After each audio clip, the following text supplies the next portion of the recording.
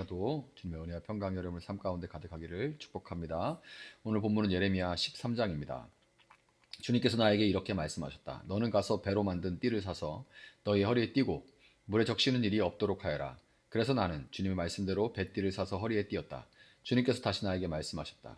네가 사서 허리에 띈 그 띠를 들고 일어나 유프라테스 강가로 가서 그곳에 바위 틈에 그 띠를 숨겨두어라. 그래서 나는 주님께서 명하신 대로 가서 유프라테스 강가에 그것을 숨겨두었다. 또 여러 날이 지난 다음에 주님께서 나에게 말씀하셨다.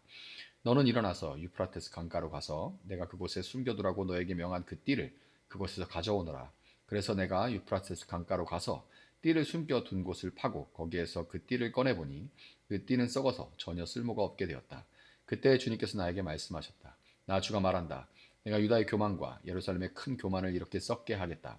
이 악한 백성은 나의 말 듣는 것을 거부하고 자기들의 마음에서 나오는 고집대로 살아가고 다른 신들을 쫓아가서 그것들을 섬기며 경배함으로 이제 이 백성은 전혀 쓸모가 없는 이 띠와 같이 되고 말 것이다.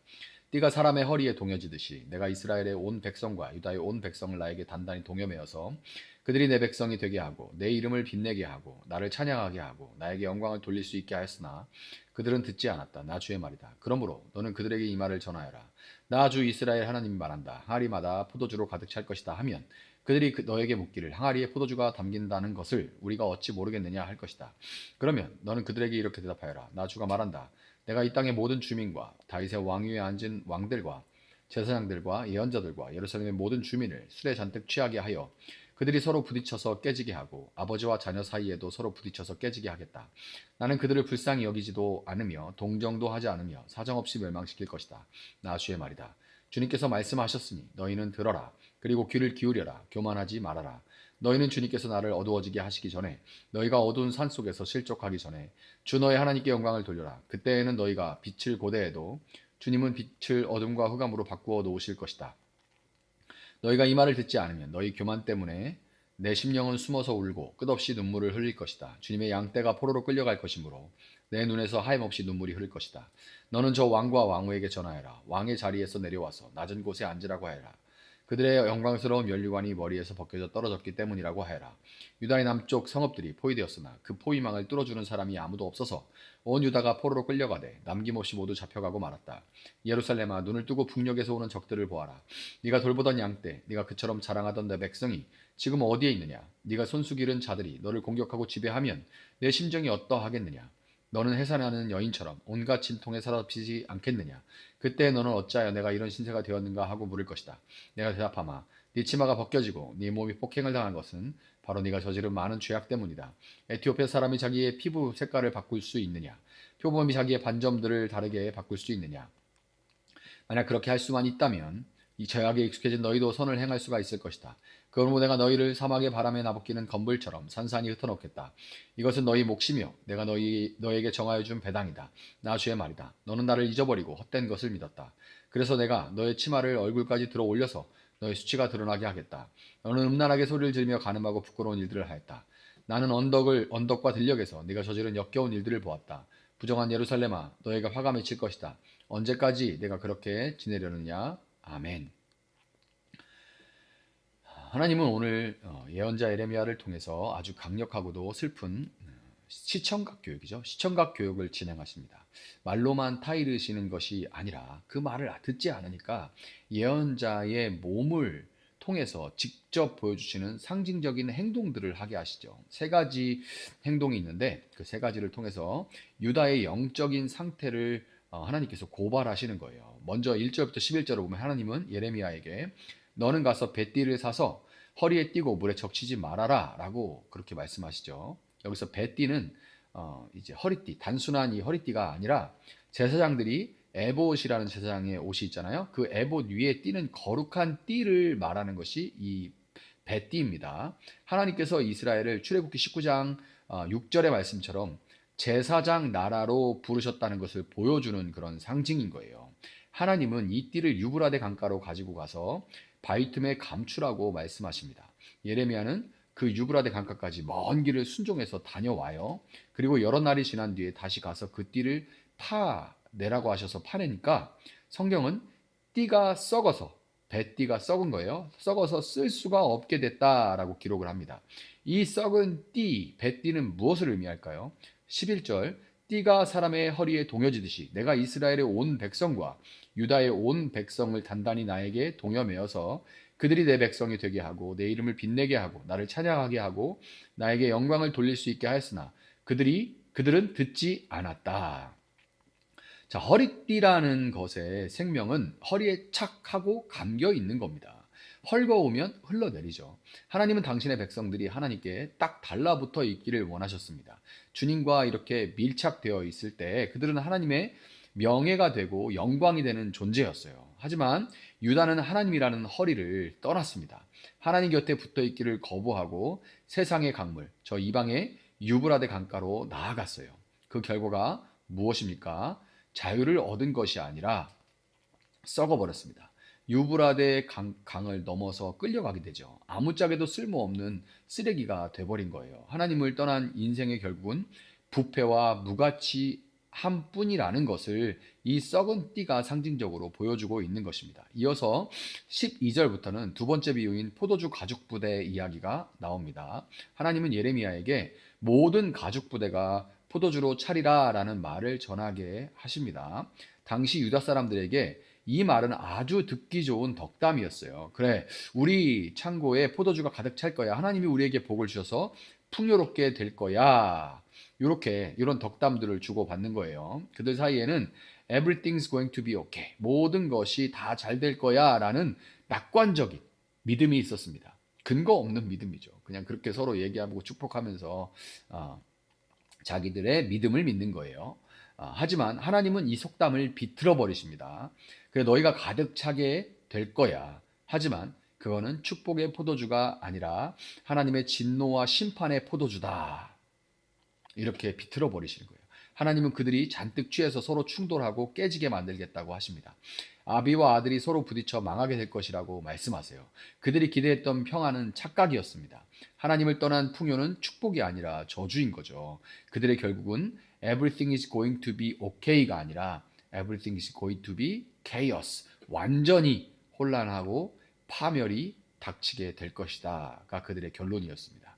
도대체 왜 선택받은 백성이 썩은 띠가 되고 진노의 술에 취한 자들이 되었습니까? 오늘 본문은 그 원인을 교만이다 라고 지적합니다. 15절에서 예언자가 외치죠. 너희는 들어라. 그리고 귀를 기울여라. 교만하지 말아라.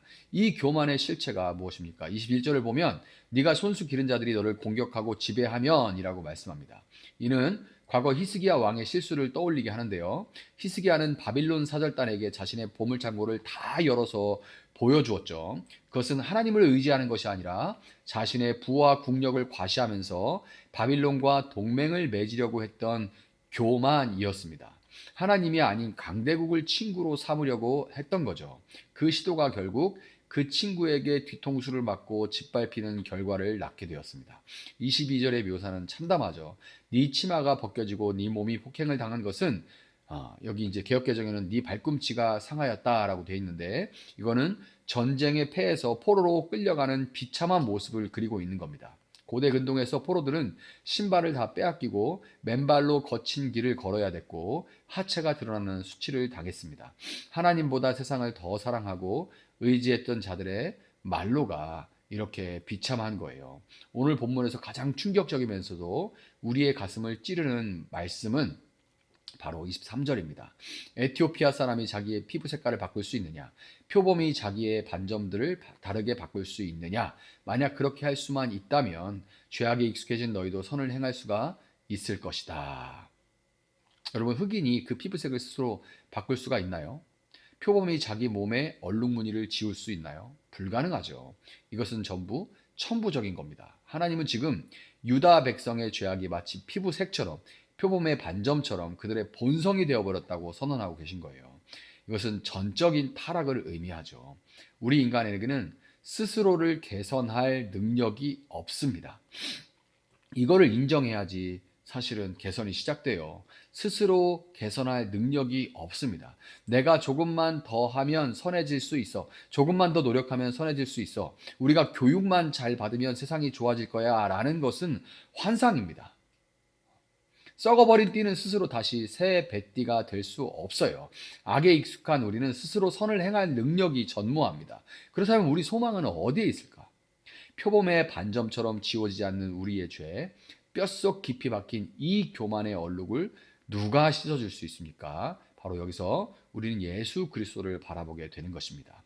오늘 본문은 절망으로 가득 차 있지만 이 절망의 끝에서 우리는 십자가의 필연성을 바라보게 됩니다. 스스로 썩어버린 띠가 되어 버려져야 마땅한 우리를 대신해서 예수님께서 십자가 위에서 하나님으로부터 버림받은 띠가 되셨습니다. 엘리 엘리 라마 사박다니 나의 하나님 어찌하여 나를 버리십니까? 이렇게 외치신 주님.